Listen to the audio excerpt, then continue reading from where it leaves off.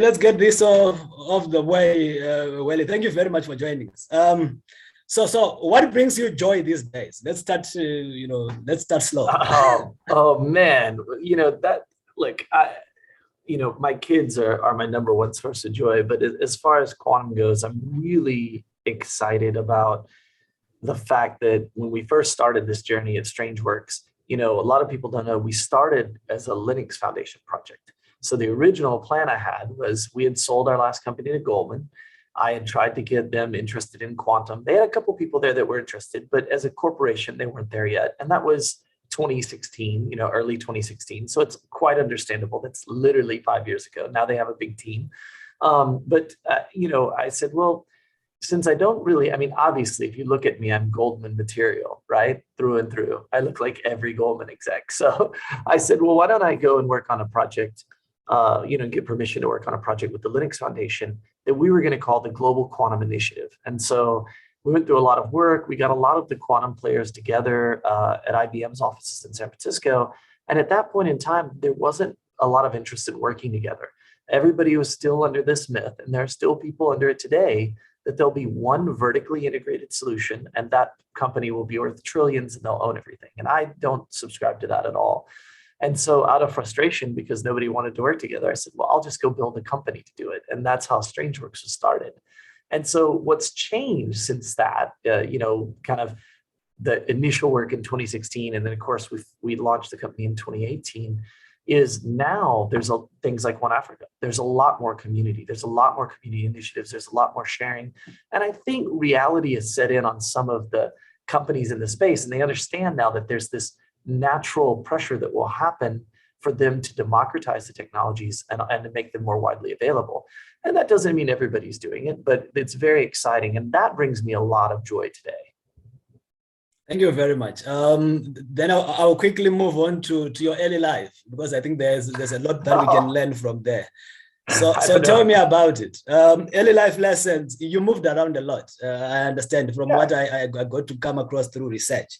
And you went to Tombo Junior College, and you did music. You just ended up getting into big companies and starting big things. How was that like?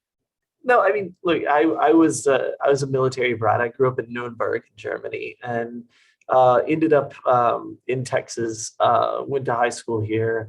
I love music. I was a touring musician. I love playing music. And what happened was I was in a bad car accident, and I spent, I was pronounced dead twice. And then I had 13 hours of exploratory surgery, and I spent about 4 weeks in the ICU and about a year getting sort of back to normal. And in that time, of course, music moved on without me.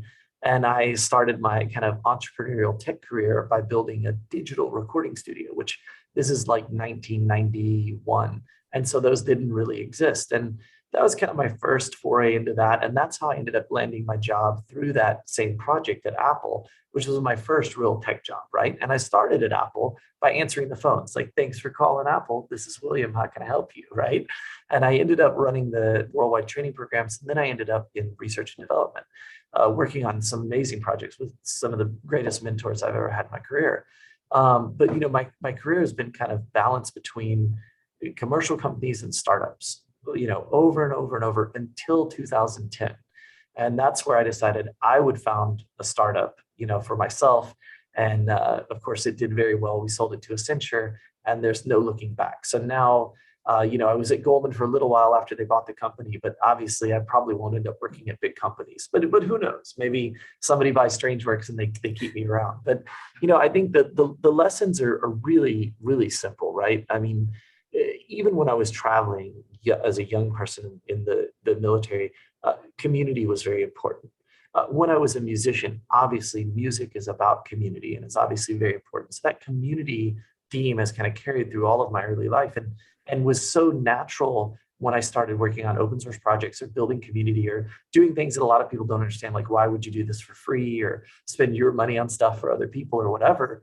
That was just a very natural move for me based on those early experiences. Sounds good. So would you mind perhaps sharing with us what went into, I guess you had another musical kind of collaboration with Will.i.am and sometime. Oh yeah, I mean, yeah. Will is Will's an awesome dude. We've done a couple of different collaborations. I also did some artwork to protest some laws that were unjust to people of color with Chuck D and with Bootsy Collins and some others. So that's all been great. They are musicians who are big fans of tech. I'm kind of now the tech nerd that's a big fan of music. So we can trade secrets with each other. But no, it's yeah, I mean, they're all very cool people, and I feel very fortunate to have met all the people I have in my career. Of course, you know, the most famous one being President Obama. It's his 60th birthday today, so you guys should all wish him happy birthday on Twitter. And unless you hate him for some reason, which I don't know why, he's literally one of the nicest people I've ever met.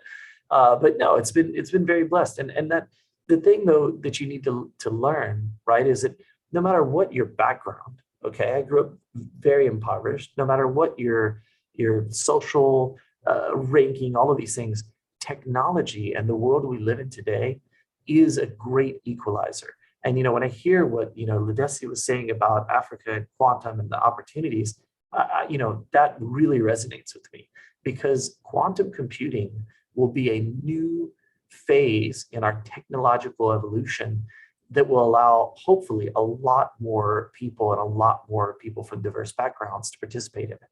Because if you think back to 1963, when the microprocessor came out, that's when a lot of opportunities started and people weren't watching. So Europe, for example, you know, much more advanced in Africa in the jumping on things, still missed e-commerce in the 90s, right? They never were able to get that, even though they had the investment, they had the communities, they had everything. And so quantum computing and quantum mechanics coming into technology is going to represent, to me, the biggest shift in technological advances that we've had in the last 100 years. And the great news is there's not that many quantum physicists. There's not that many people. So we need a lot more people involved and engaged in this process. So there's a huge amount of opportunity space for everyone. And I think it's going to change geopolitical ambitions for countries. I think it's going to affect economies on a global scale.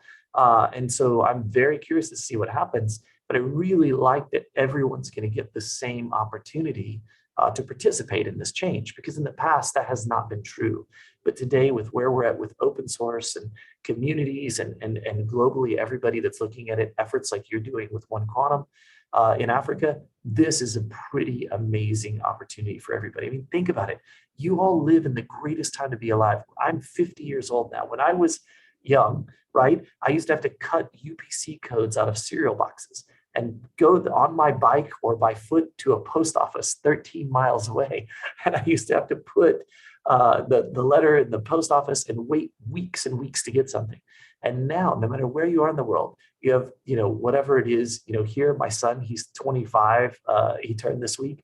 He can order on Amazon. He can get a credit card and get some credit. He can order on Amazon and have a computer and a network infrastructure and everything set up almost immediately.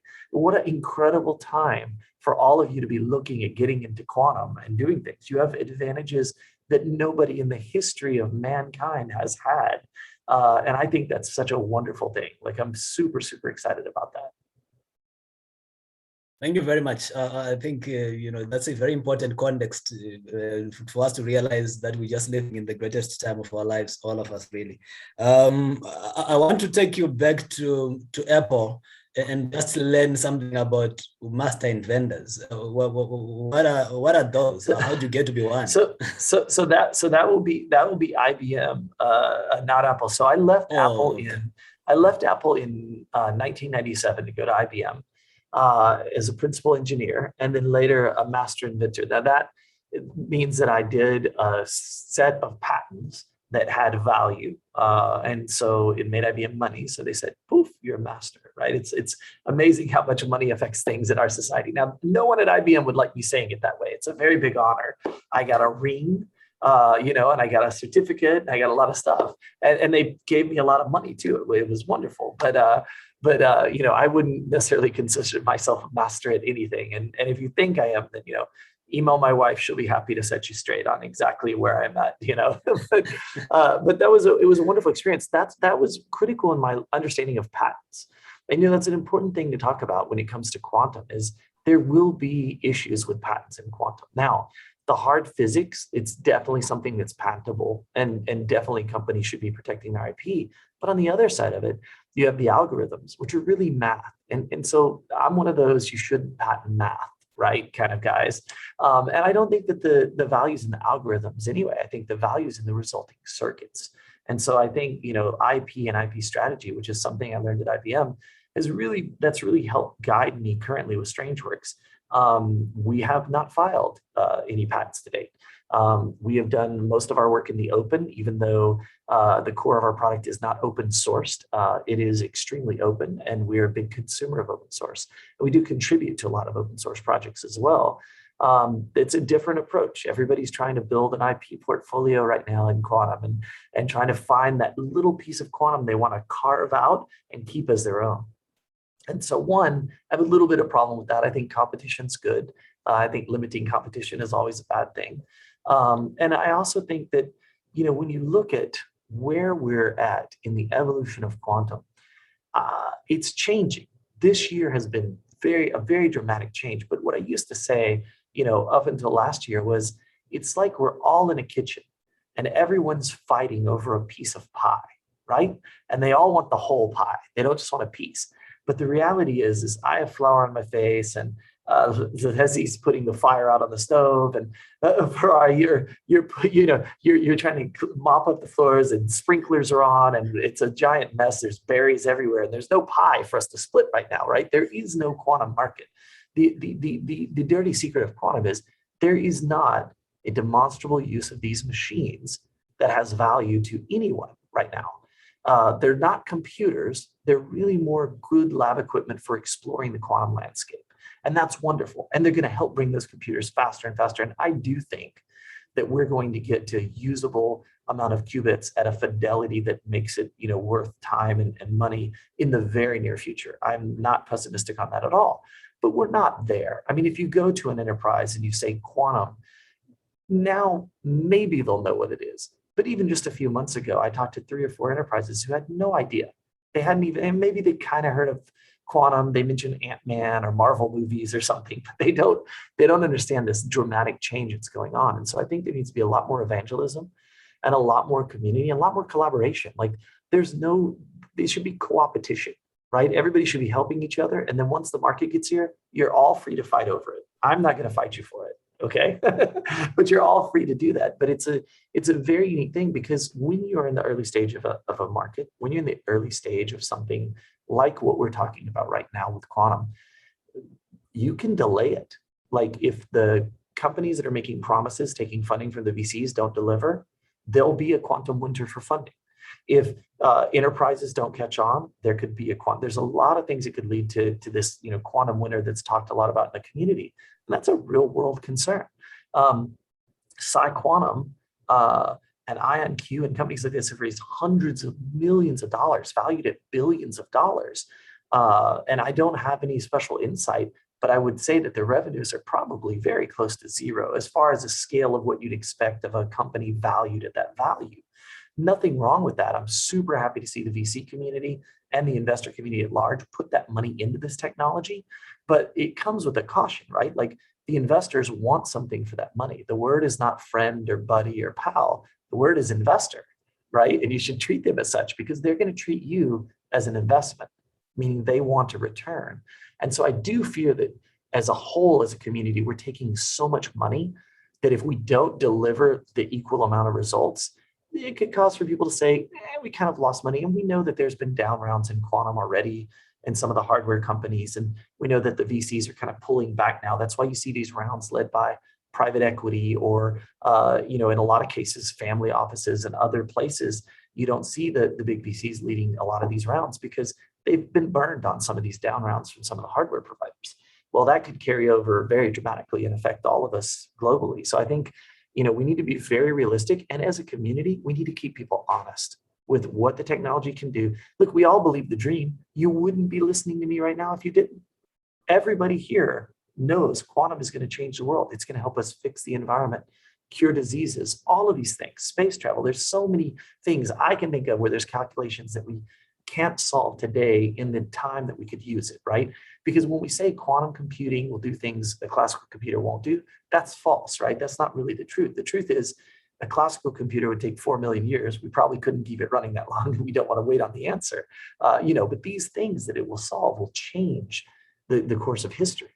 This is such an incredible industry to be in the infancy. And I celebrate all of you that are participating in this and being active in this, especially given, the majority of people that are in, because I know people are also up from elsewhere, but in Africa, because I think, you hear all the time people talk about Africa's economic future and what's happening on the continent of Africa, and so on and so forth. And I have to tell you, it is so wonderful to be here today talking to you. And I hope I'm not seeing a lot of questions. I see some comments, but definitely, I think, Maniza, I'll do a mixtape with you. Sounds great.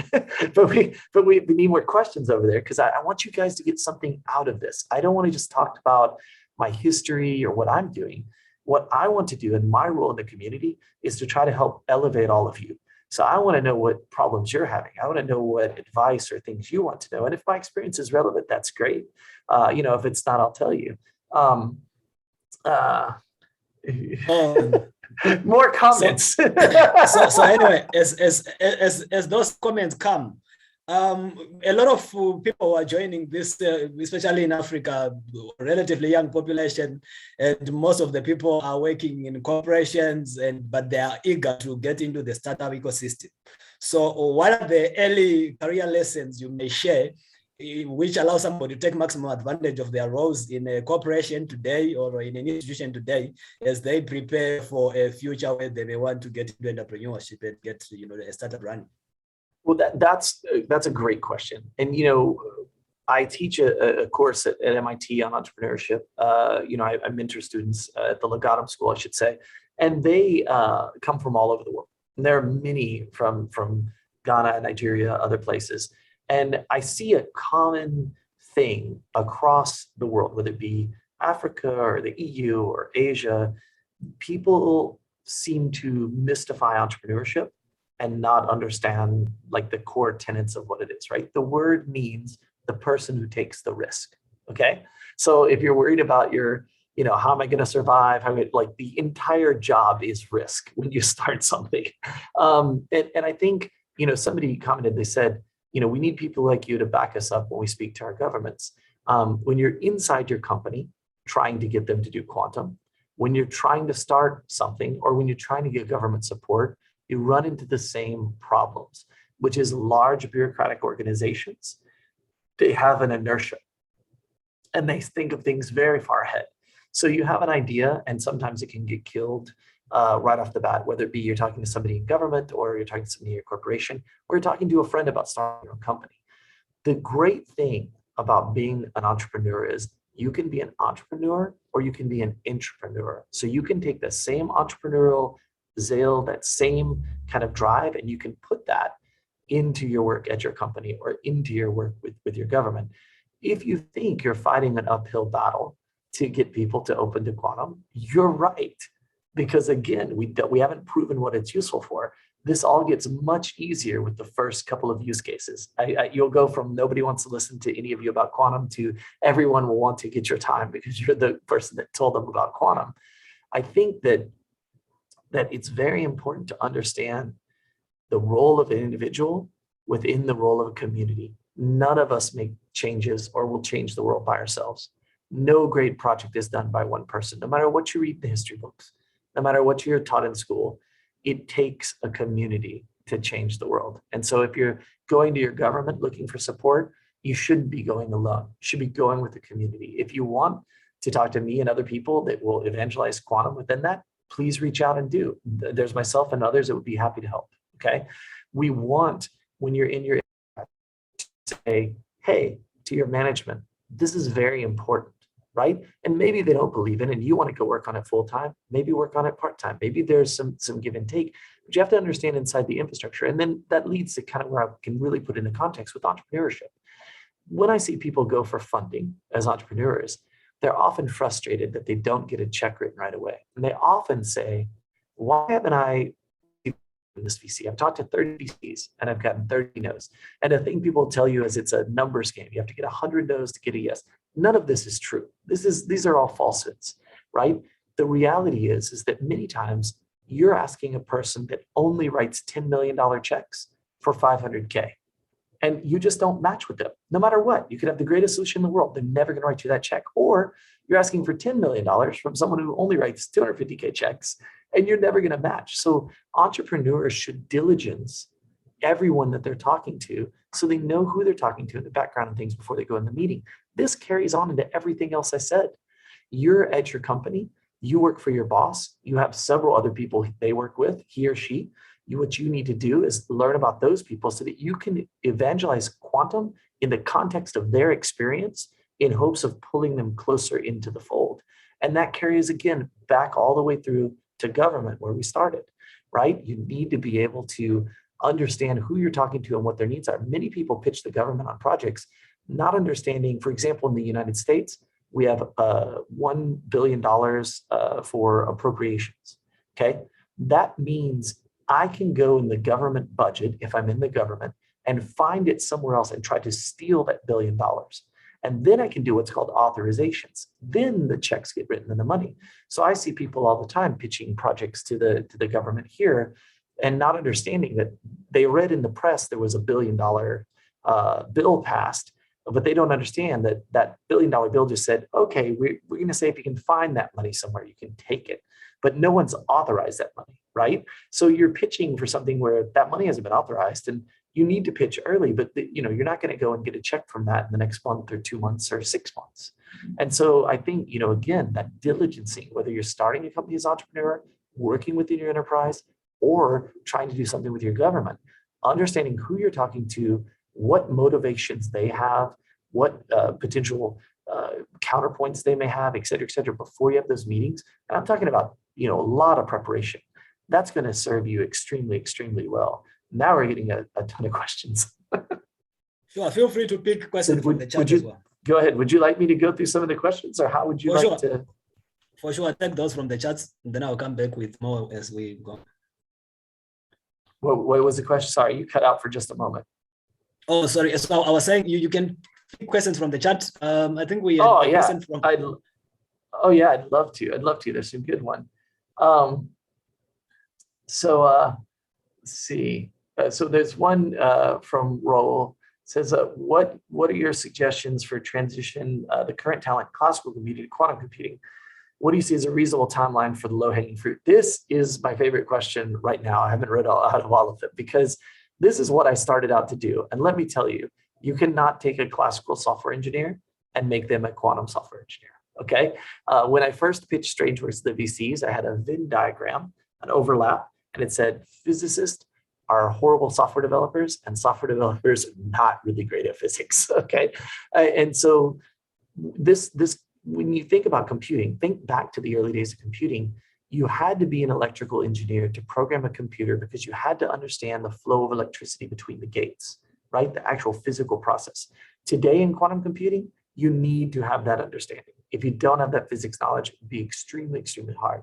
Now, what will happen, Raul, is we will go through different layers of iteration and abstraction, and that will start bringing it down. So I remember in the early 90s, when the web was a new thing, right, that we all take for granted now, web developers were getting paid $300,000, $400,000 a year because they knew this magic called HTML.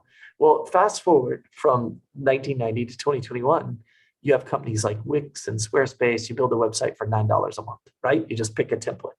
That same thing happens constantly in software across the board, in finance, in pharma, everywhere. That will happen in quantum as well. And so what I've been focused on to try to help with that transition are tools and things that will help bring the barrier to entry down from a cost perspective for the enterprise, but from a knowledge perspective for the developers. Because, you know, you look at an ecosystem like Apple, there's only almost 30 million developers in that ecosystem. And if you look at Quantum, the Stack Overflow project, we did a joint venture with them. We have 13,000 people that kind of might be enthusiasts, right? And if you look at the real quantum people, we're probably talking about a couple hundred people worldwide. So the workforce in quantum is a huge thing that we're not talking about enough.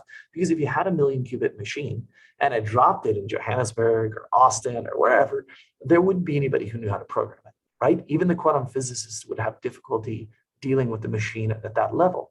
And so I think it's incredibly important that we're very focused on the abstraction layers and fast iteration to find out what problems we're trying to solve, who the subject matter experts are and how we involve them, and then what those developers look like. Because look, developer in pharma looks different than a developer in finance. They both use Python, but it's not the same, right? And this is my thing with physicists, right? I like to joke with physicists all the time. I say, look, I wrote quantum computing for babies, right? It doesn't make me a Einstein or Schrodinger.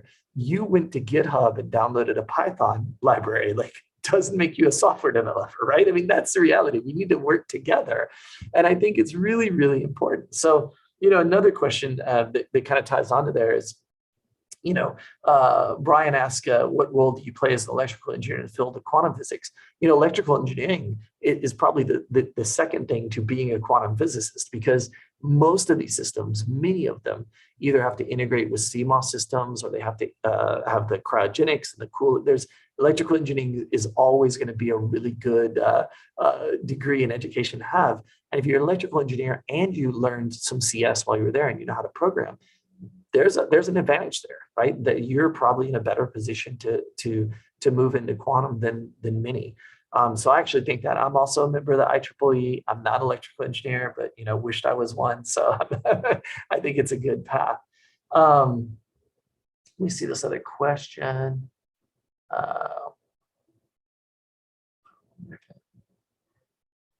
Oh, so here's a great question. We talked about it a little bit, but I'll get into some good points. It says, can you discuss open source philosophy and the commercialization of IP, patents, closed source products, etc.?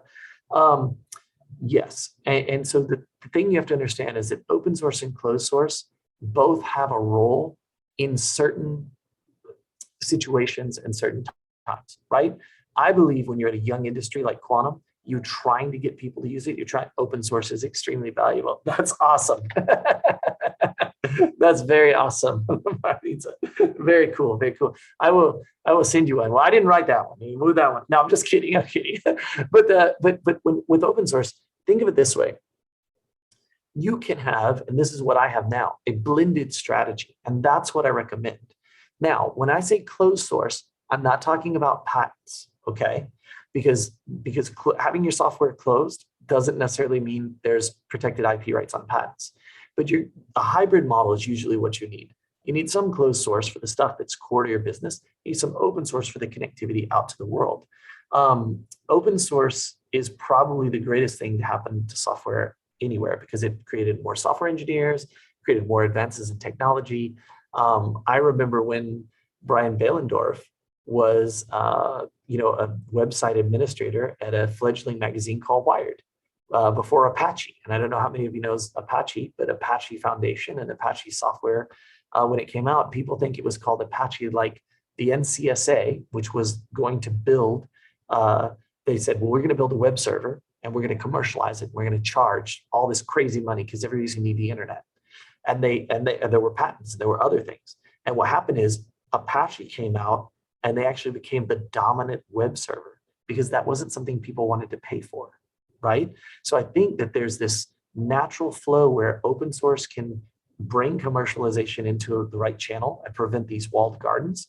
And at the same time, there's value in building a company. If you're going to get funded, it's probably very hard to get funded on a pure open source company, right? You need to have something that the investors say you've protected or can protect, some sort of moat, as they love to call it, where you can do that. So I believe it's basically balanced. Now, this question continued that during my time at Strangeworks and my previous endeavors, collaborated and how I've gone about managing the expectation of VCs while giving stuff away for free.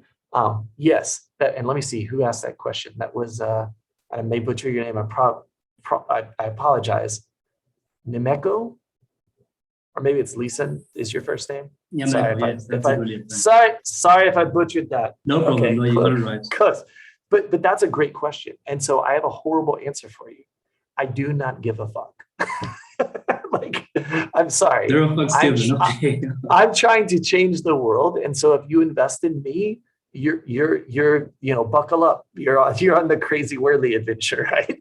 Unfortunately, William, we don't have the clout that you carry. So it's starting off. And I think it ties into Mercedes' question as well, because I think for Africa is software development in quantum. So I can still take some software, like how do you, sorry.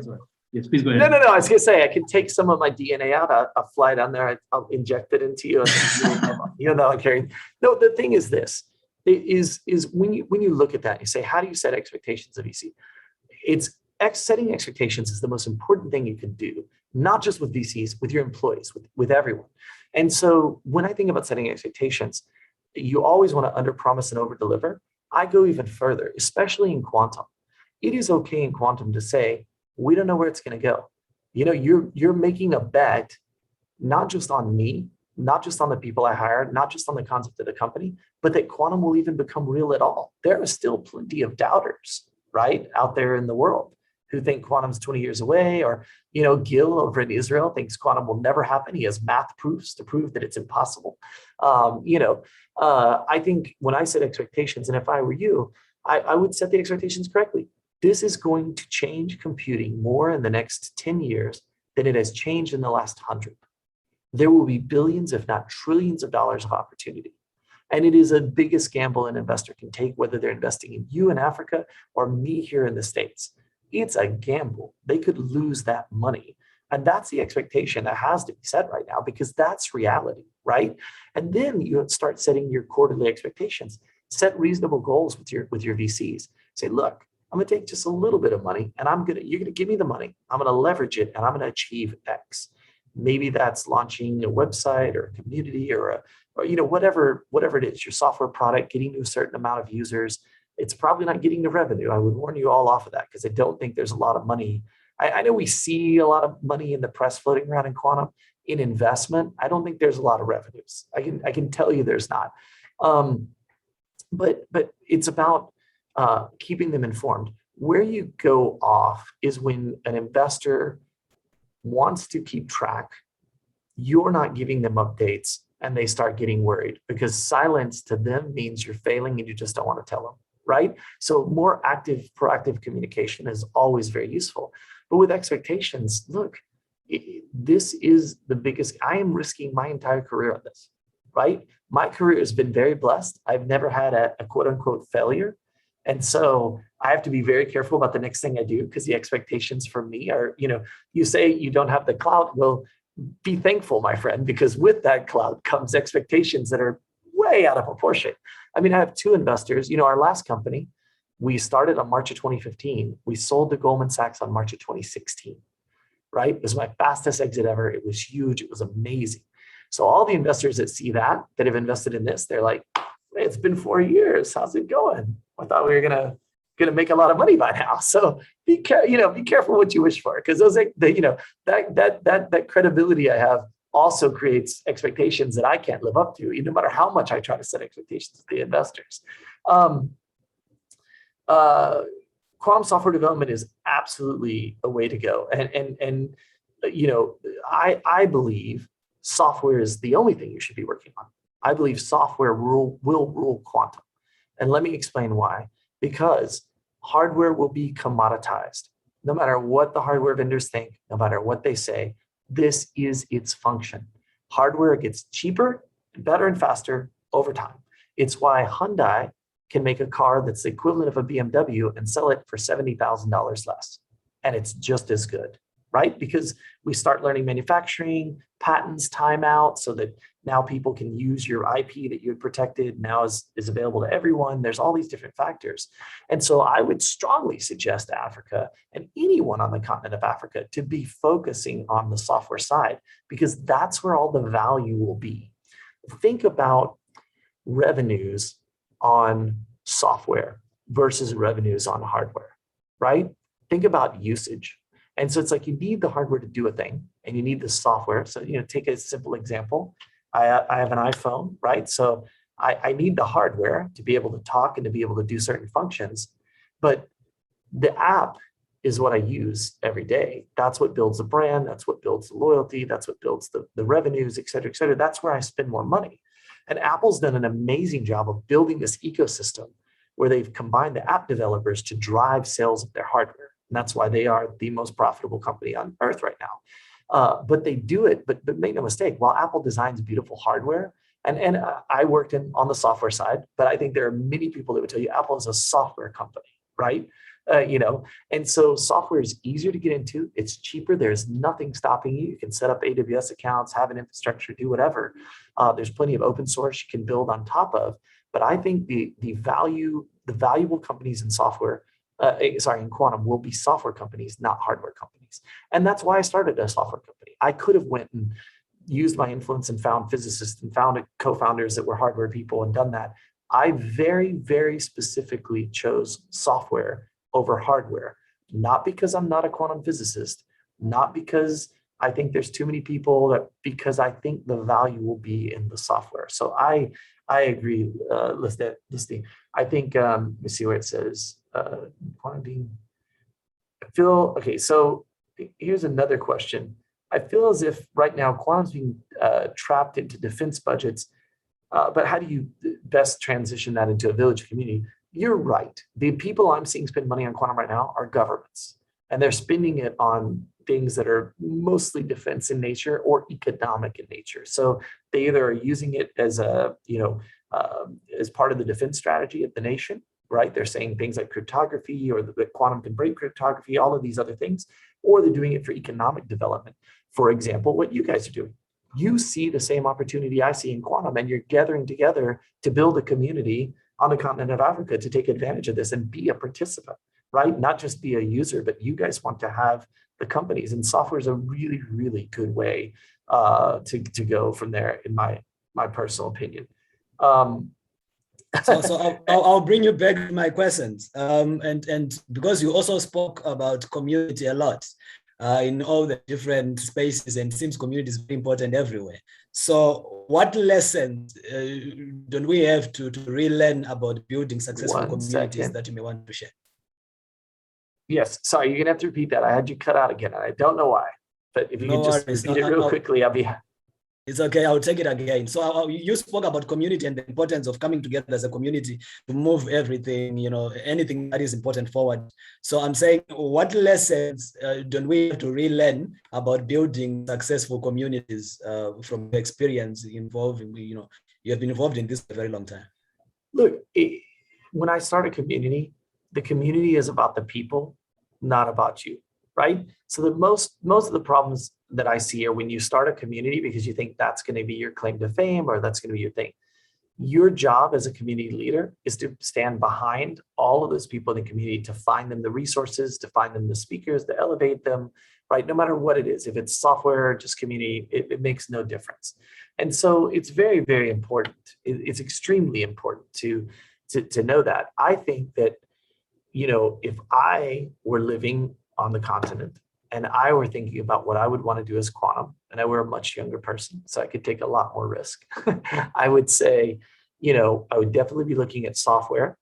I would be looking at probably software to train up people, some way of getting people to go. And I've built some of this at StrangeWorks and some of it I haven't, but I think the education and open sourcing the education on quantum mechanics, that's probably one of the greatest things you could do for the continent of Africa, is make sure that knowledge, whether it be the knowledge on writing the software, how to use the software, the knowledge on the physics, is as open as possible and accessible, and that the community supports people in coming into it who aren't part of it. You will see in many software communities, sometimes they'll start, someone comes in and they don't have experience and they're seen as the noob, they're kind of shunned, right? Because they're not part of the clique.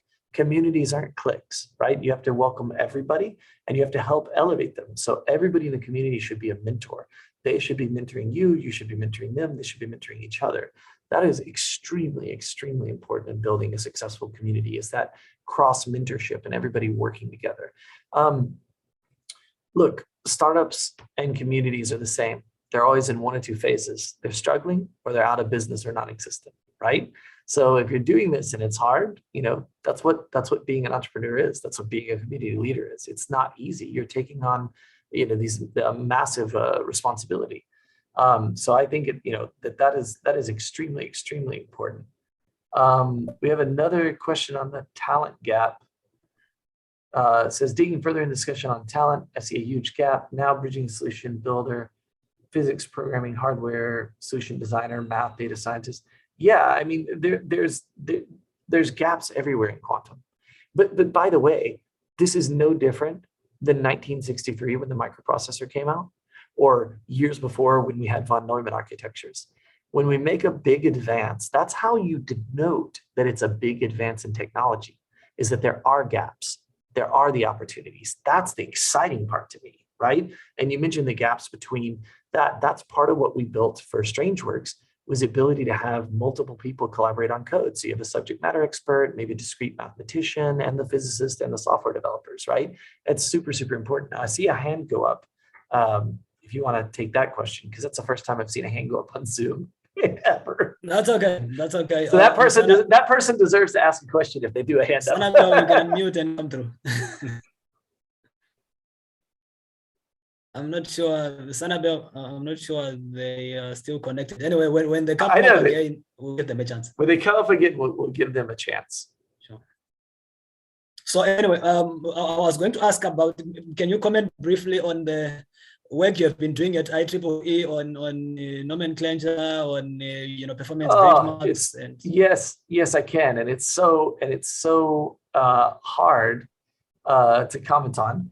But we have been trying, maybe not as successfully as we'd like, to help drive knowledge in quantum. And so the way that I'm viewing that is we need to have a common set of terms. In quantum, when you say qubit, is it an annealing qubit? Is it a superconducting qubit? Is it a logical qubit or a physical qubit? So we go to the enterprises, we go to the people we want to embrace quantum, and we say qubit, but I'm talking about one type and you're talking about another type. It just causes confusion among the customers, confusion among the developers that are trying to understand it. So there's so many things like that in quantum. And I'm starting to think we need it in software too, because some people say they have a platform when they have an SDK, or they say they have a platform when they have a library, and not even an SDK, right? And so I think nomenclature is really important. So what we try to do is do two standards, one on nomenclature and then one on performance benchmark testing, so that there was a standard that was not driven by any of the hardware providers on how you can tell which machines are better at what, et cetera, et cetera. I think this is very vital. And so that's what the work's been going on.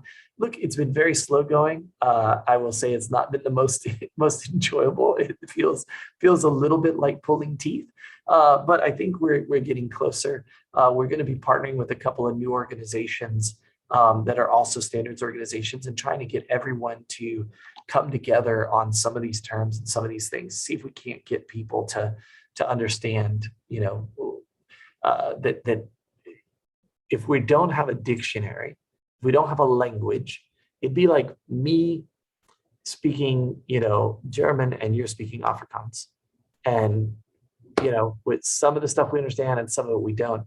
Imagine now involving a customer in that who speaks French and doesn't speak either of those, right?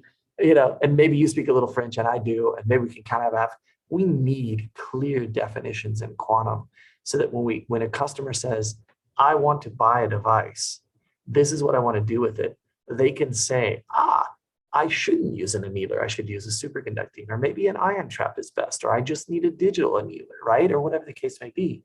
But they don't know, because we just intermix and intermingle terms to the point where we cause as much confusion in the market as quantum mechanics does. And it's so hard for somebody who's not a physicist to understand anyway. And you're literally talking in a foreign language, so we need those definitions. I just think it's super important.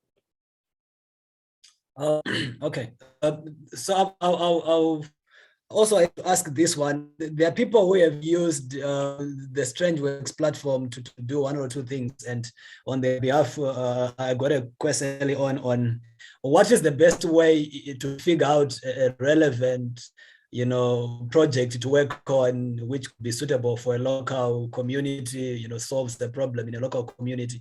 How do you go about thinking about, setting up a project on the platform that you have made available so far, and what is your thinking as you set up that platform, perhaps as people look at how to use it?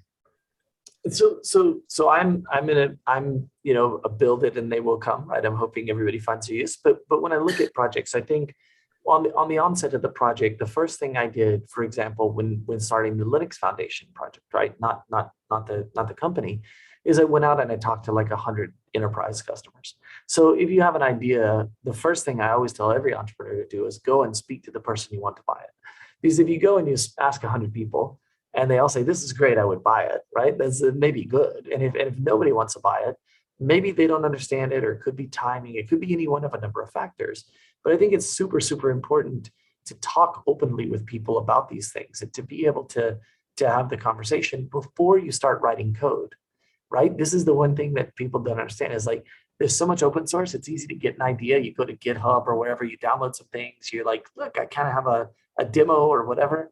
I like stopping and planning. For example, the entire StrangeWorks team, we're about to plan the next phase of a big project we have. We're all going to Puerto Rico together.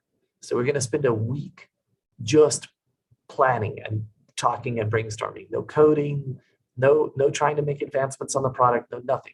Just rethinking everything as a team, right? And that's super, super important. I cannot tell you enough. Prior planning helps you avoid so many disasters down the plan.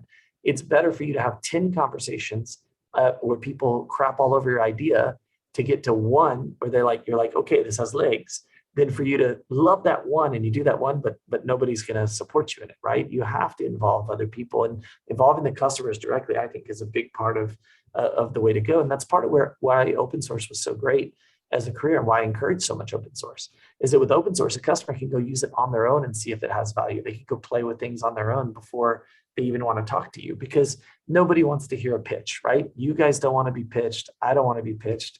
Customers don't want to be pitched. Nobody, you want to find those needs and that alignment. I think that's super, super interesting. But we try to yearly rethink everything at the company. But we do it the same way we started with, which is a pen and a pad. There was no code. I didn't build a website. I sketched logos. I sketched ideas. I sketched notes. I did research and made a little research book on who was doing what in quantum, what problems did they have, why aren't there millions of developers, et cetera, et cetera. Doing that research is so vitally important before you take the first step. That doesn't mean it could be a weekend. It doesn't mean it has to take months, but you have to have that data, because if you build a business without data, then you are not taking advantage of the amazing time that you live in. You can find out so much about so many things that will keep you from making mistakes, having meetings that don't go anywhere, talking to investors that don't match, like knowing the facts about who you're talking to and what and where. That's so, so important. I can't stress it enough. Thank you for that. So I'll ask Sanabel, you have joined. If you wanted to ask Whurley something directly, please feel free to unmute. Then I'll also allow you to look at the question in the chat from Thomas Waga. I lost you for 1 second. Did you have a question there? Yeah, we have a question in the chat, as well as yes, Sanabel can unmute and ask. So yep. Yes, let's have the person that raised their hand unmute. Are they back? Yeah, I just hope they managed to come through. So the question from chat is: do you think if we find a way to explain quantum physics to the masses of experienced classical programmers, they will accelerate the advance of quantum programming languages? Yeah, I think programming languages. So this is going to be a little bit of soapbox. I think that programming languages. It's very interesting, because I don't think we need a quantum operating system, not for a long time. And I worked on an operating system at Apple, so I know how many thousands of people worked on it. So when I hear companies with 50 people saying, we're building a quantum OS or whatever, it's like, you don't know what those words mean, right? It's like Princess Bride or something. It's like, I don't think that you know what that word means. But the same thing with languages. So what I think is happening is not going to be in the languages. It's going to be in the abstraction layers. So that will start as we take classical programming languages that are being used in quantum, things like Python and Go and things like that. And we start building the toolkits and the SDKs and libraries and those. And maybe one day there'll be a quantum language. But remember, quantum is one fraction of the massive change we're going through. There's neuromorphic and amorphic. There's DNA-based computing. It is not that far in the distant future. And so when you think about it, it's most likely that because we'll need people trained, that we'll take languages that exist and modify them for the new thing rather than build whole new languages. That would be a horrible thing because it would make the effort to get new developers involved even harder, right? Because the language, I think it would take years and years to develop one. There's one language I think would be good for quantum. I've discussed this many times publicly, and everybody hates it, but there's a language called APL, and that stands for A Programming Language. It is the original language from Iris, okay? And when you look at that, it does multiple arrays and stuff. It seems very well suited to quantum. So I don't think you're going to see new languages that really help get people involved. I think you'll see the abstraction layers will be the most important, but from a programming language, you might see older languages that really actually tie into quantum in a pretty neat way come back, or those things be built in the libraries into existing languages. I think it's very dangerous to try to make everything in quantum new, because if now we're going to an enterprise and we say, we're going to sell you a new computer and it requires you to run a new operating system, and that requires you to program in a new language, they're going to say too much, right? It's a lot of change to ask for an enterprise to make.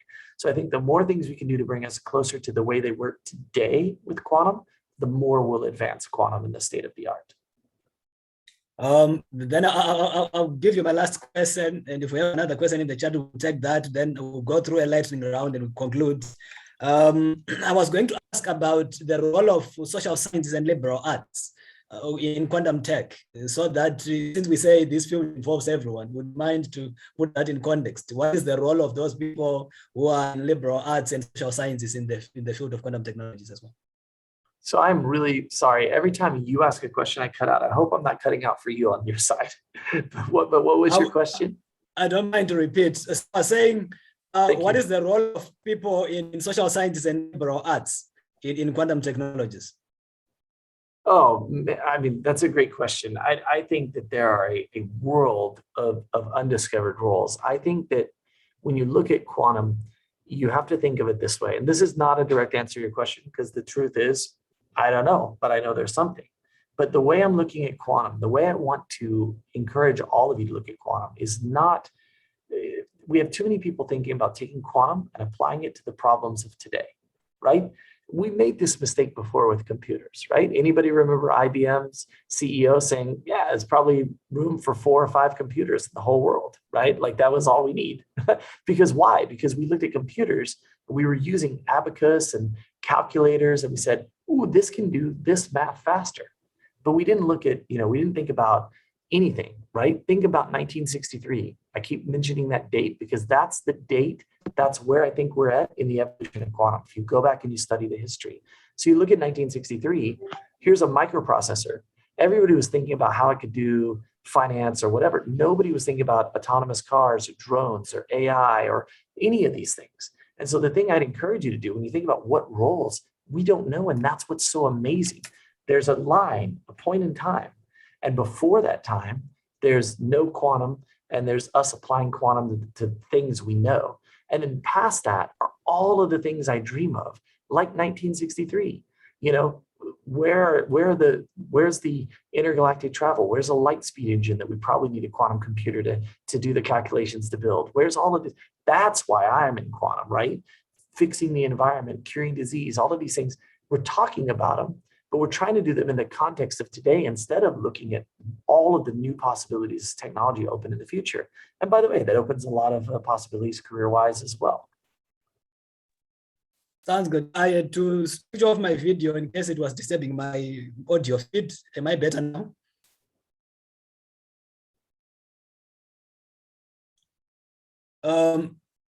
So, Whurley, are you getting me better this time around? No. Hello? I knew you cut your video in hopes you didn't cut out. It didn't work. No, I had to cut my video. So I was saying, do you mind taking one last time a question from the chats from Nyameko? Absolutely, absolutely. Sure. Is there one you wanted me to take in particular? Because I see a couple of new ones. I want to say one on a suite of performance benchmark tests is great for classical CPUs. Given that the underlying technologies for quantum can be so vastly different, what would ever allow us to say compare apples to apples in quantum the way we measure flops? Yes, and that is the second IEEE project, which is being led by Bo Ewald, who was formerly of D-Wave and Quanta. And that project is to do just that. And so I do think that you will be able to make a fair comparison. But I think you'll be making a comparison within architectures initially. And then as you move across architectures, we'll have to have the problem space defined. Because think about this. How much of an answer do you need? The great thing about quantum is probability. And so the great thing is maybe I just need a quick and dirty answer. Maybe I need it very precise. Maybe I need it very fast. Maybe I'm willing to wait forever for it. All of these problems have different things. So when you think about performance benchmarking, we're going to have a global set of problems that we pick for this use case. Let's benchmark.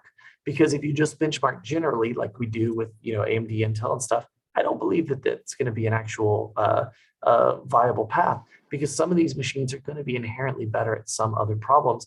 And don't forget, scaling is going to be an issue, right? We hear the claims of the ion traps and the path IBM published and all these other things, but this is going to be an evolving benchmarking standard as well.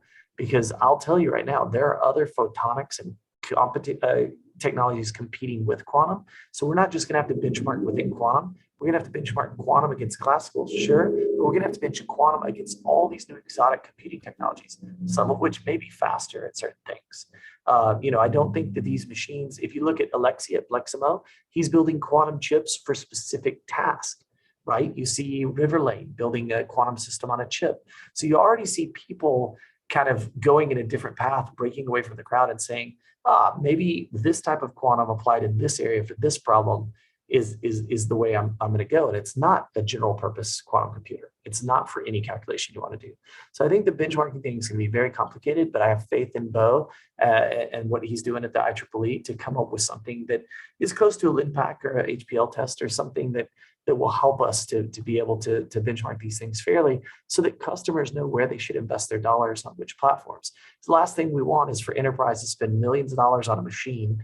They didn't get the right machine. They didn't know how to benchmark it. It doesn't work as well. And then they feel, quantum's just a bunch of BS. I don't want to mess with it, right? And we run that danger with some of the claims and the hype that we have running around in the press, that's for sure. Sounds good. I think we come to the end of it. I want to take you through just a moment of some questions we always ask people who come to speak. If you can hear me, just hoping my audio feed is coming proper. Every time you talk, you're cutting out. I'm sorry. We're gonna have to have your other host ask a question. Can you say it one more time?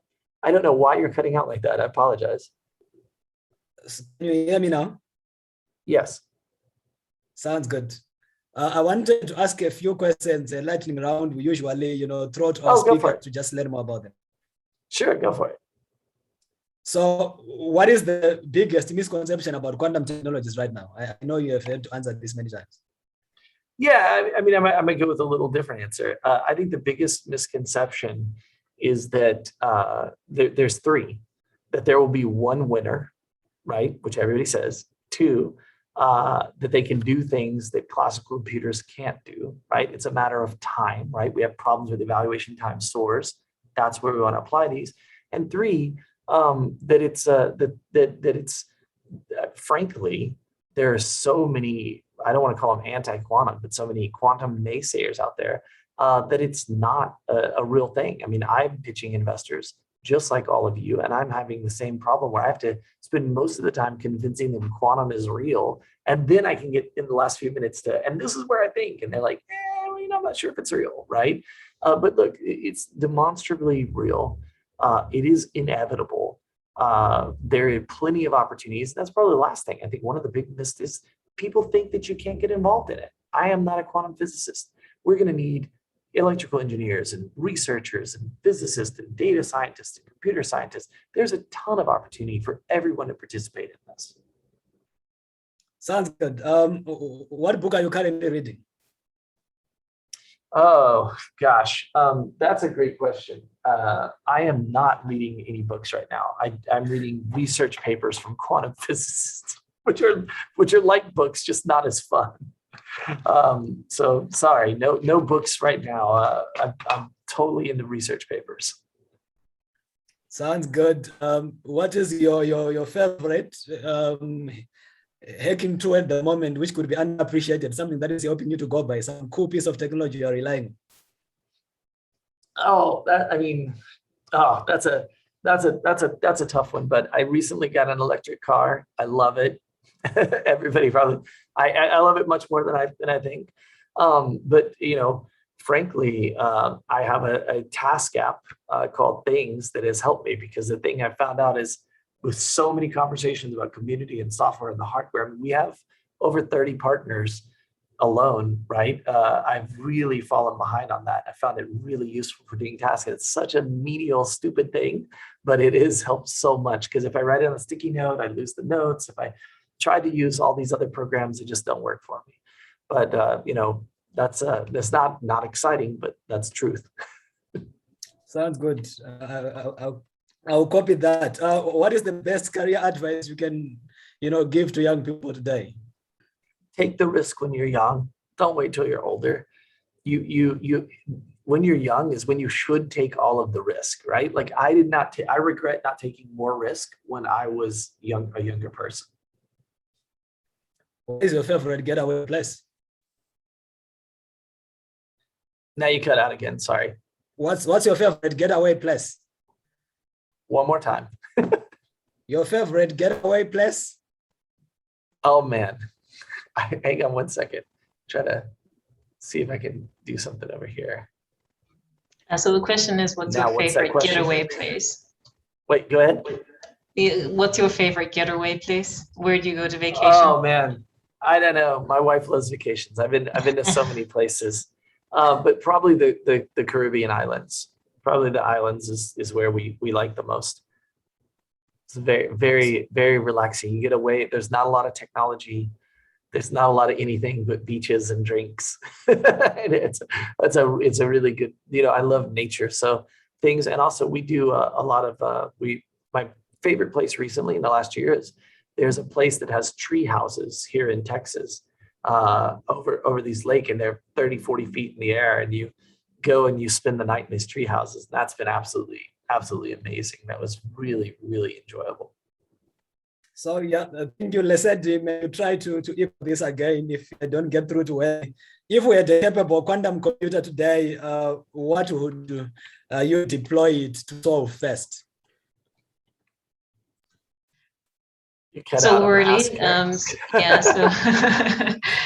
so the question is, if we had a capable quantum computer today, what's the first problem you would set it to solve?